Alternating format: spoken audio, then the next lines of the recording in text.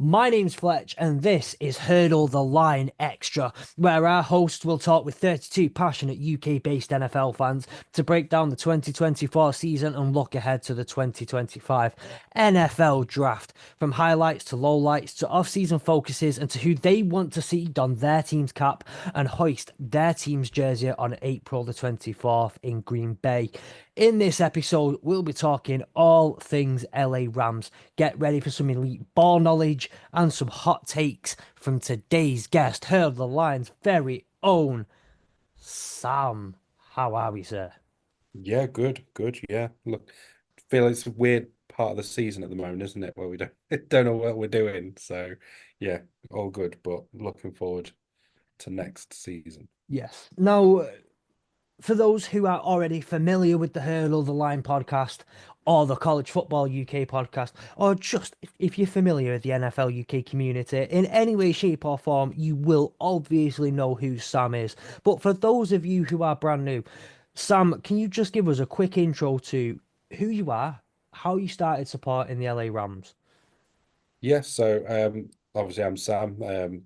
I've been following NFL for when did I say it was? It's 2017, 2018, I think first got into it. Yeah. And yeah, it was just a pure got into it watching the Patriots Falcons Super Bowl, um, and gave myself sort of a year or so just to sort of understand the game, sort of decide who I wanted to pick. And anyone who sort of knows from any of the other podcasts that we've done, I initially had four teams, none of which were the LA Rams as my choice, which I'd sort of narrowed it down to. I think it was the Seahawks, the Panthers, the Cowboys, and the Ravens. Very odd four choices. And then I came to my senses and decided to choose the LA Rams just based purely on the fact that obviously being an Arsenal fan, felt that it was the natural thing to support the LA Rams, who's owned by the same team.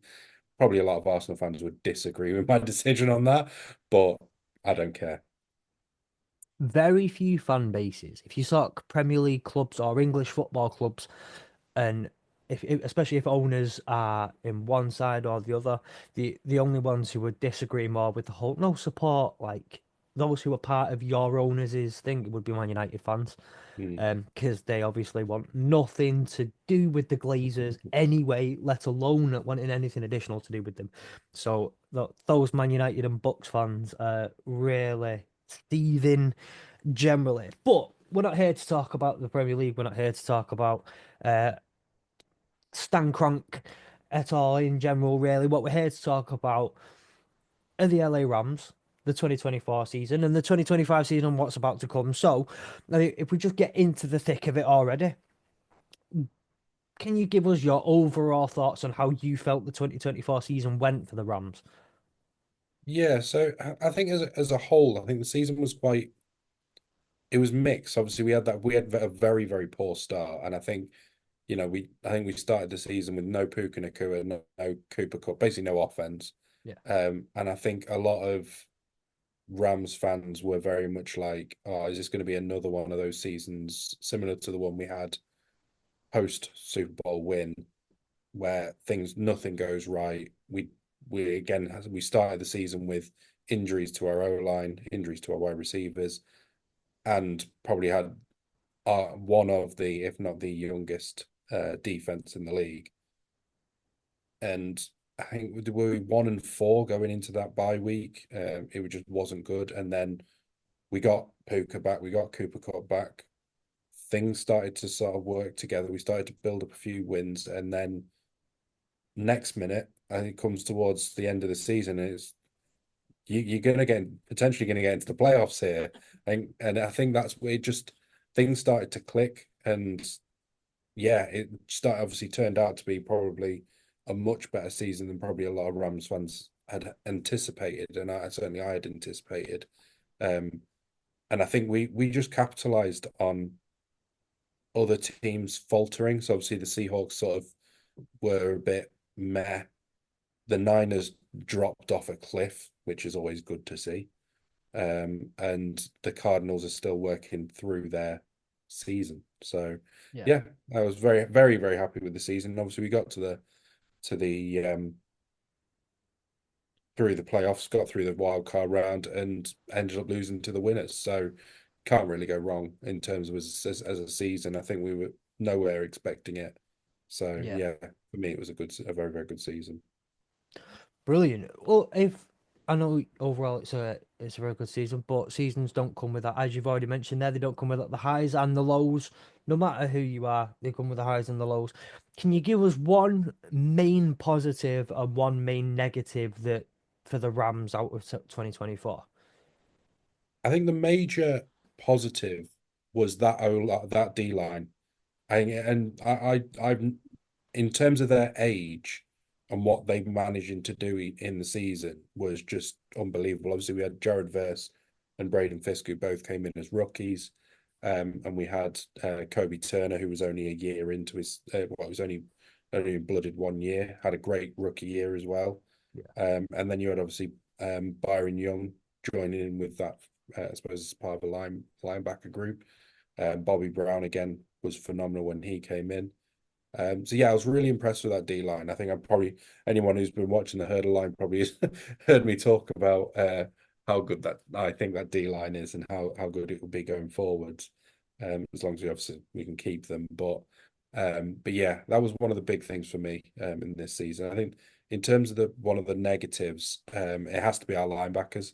Our linebackers generally were, and our secondary as a whole, I think could have improved. I think we gave up too many big plays. And I know that, Schuler and McVay are very much bend don't break in terms of their defense, but I think sometimes we maybe allowed it to get too far and allowed that some breakage in there. And I think we could have done a lot more in terms of the defensive side, especially like the deep ball threats and that, and you know, um, allowing those big plays to happen. But you know, it's all part of the learning. So, but hopefully, obviously, we'll come on to it. But it's one of the areas I think we need to really focus on in terms of improvement going forward is fixing that the secondary and sorting that out a bit. I reckon. Yeah.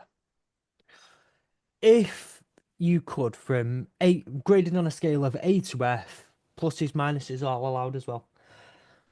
If you could grade the 2024 season for the LA Rams, start to finish, what grade would you give it? I'd probably give it a B plus, just because based upon expectation. I think for me, if I think that people probably expected us to be competitive, but not to get where we were. And I think, given the situation that we started off in the season and where we finished. I think, yeah, B plus is probably where I would probably put our season at. Okay. We're at the point of recording this, we're towards the end of the middle of March, if not in the end, kind of stretch of March.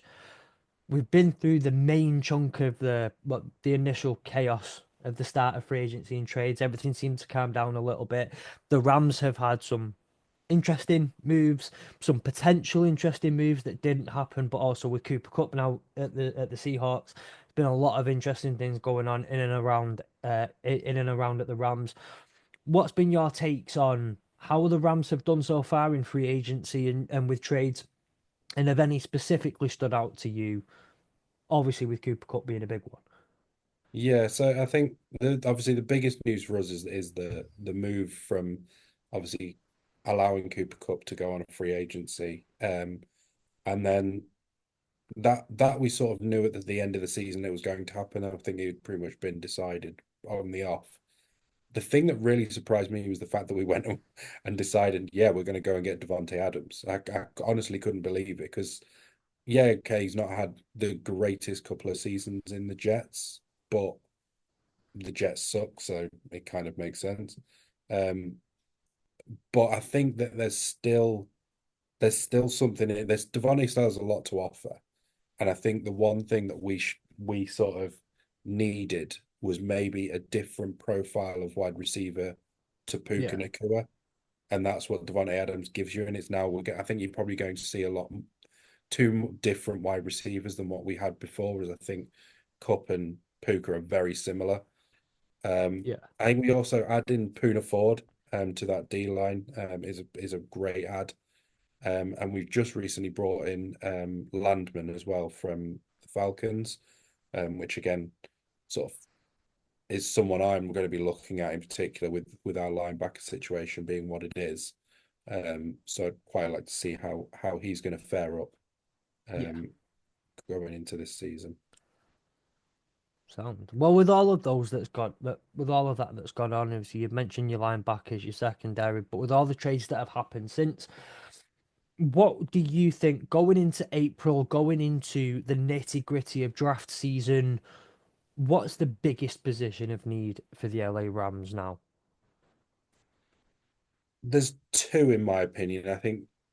I still think we need to improve that O line. I still think we need pieces on there that can really do something. Um, Obviously we've got a few players we've just recently obviously re-signed Alaric Jackson to a deal, but I think that one of the things that we've always struggled with, it's always been injuries on that O line and having competent backups, especially someone like a rookie coming in and being able to do a job. So Yeah, for me, that's where I'd be looking at either there or looking at cornerbacks and safeties yeah, because I'm still not convinced with the cornerbacks and safety we've got. They're not terrible, but I think, Kitchens was a great surprise this season. I think he did really well. And Cam Curl was hit and miss. I did expect a little bit more from him. So again, just someone who could maybe be a bit more of a star wide cornerback that could yeah, maybe add a bit of fight into that backfield and sort of maybe just be something that a little bit different. Because again, re-signing Kayla Witherspoon, I think he's been good, but I don't think he's amazing. Um, and obviously we've got the likes of Durant. So yeah, I think it's for me those are the two positions. Obviously, I mentioned linebackers. Ideally, we could look with getting a linebacker, but I'm not too sure that the linebacker group is particularly good this year for the yeah, draft. So it's probably an area where we could probably, like I say, picked up Landman, so maybe we need to look at maybe picking up a few more in the free agency. yeah. Um, as you look to the 2025 draft, if who are you day one, April 2024, as we say in the intro, who do you really want to walk out on stage in Green Bay wearing an LA Rams hat, holding up that jersey with the number one on the back? Who are you really pulling for that for with the Rams? So me personally, there's a couple, and they're all Texas Longhorns players. Surprise, surprise. Um, What? I'd be quite interested in seeing us take Kelvin Banks, but I think he'll go a lot higher. I do Yeah, think he's going to be a lot higher than where we're at. I would quite like us to go for him. Jade Barron obviously is another one. Talking about cornerbacks, Jade Barron would be, a, I think, would be a phenomenal signing for us. Um, and I know we've had talks with him, but Matthew Golden would be another one if we were looking for that deep ball wide receiver yeah, long term. But again, his stock's rising. So I think all of those three are going to go before we get a chance to pick. But it would be one of those three that I would love to see us get. yeah. Okay.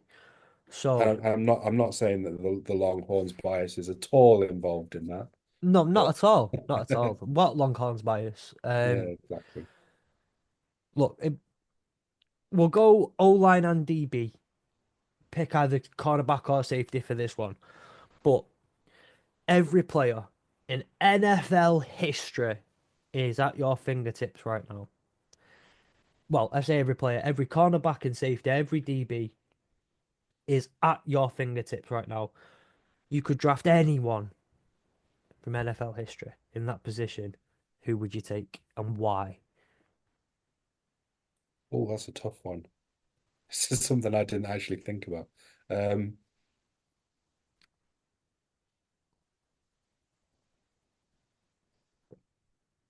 you know And what? take that up with the Just guy who thought of because this question. I know. I mean, I came up with it, and I still can't think of the player that I would want. I think if I was to pick someone, and it's probably again it's recency bias, and it is a bit of bias in terms of who I like. I would say give me.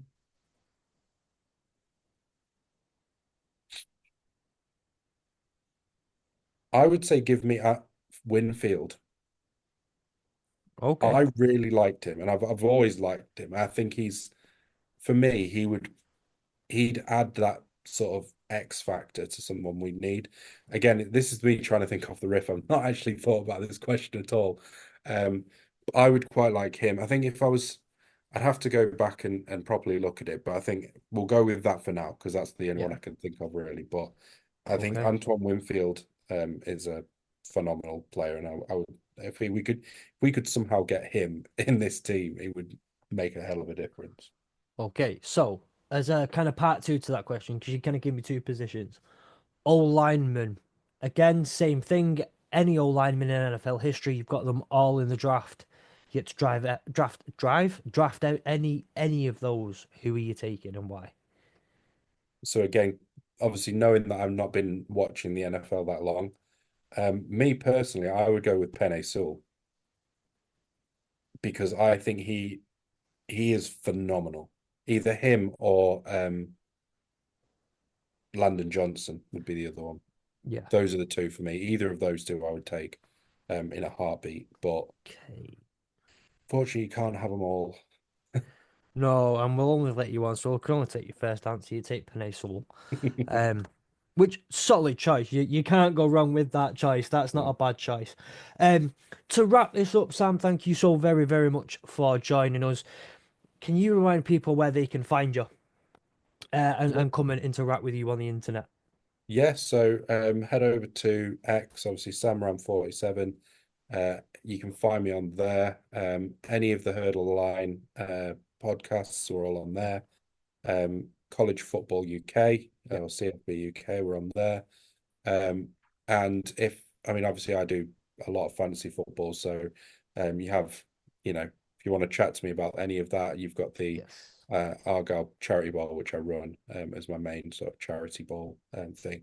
So if you haven't already, check them out. Check it out on Twitter or on X, sorry, and get yourself signed up for the 2025 season.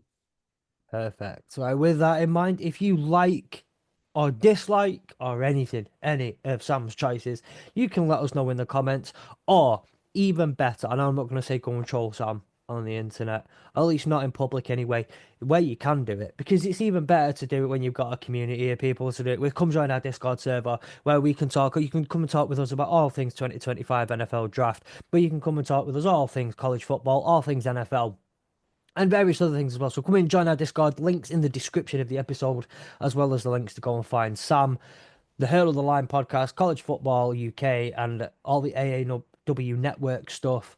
Be great to have you along. Thank you, Sam, and good luck in the NFL draft. Thank you.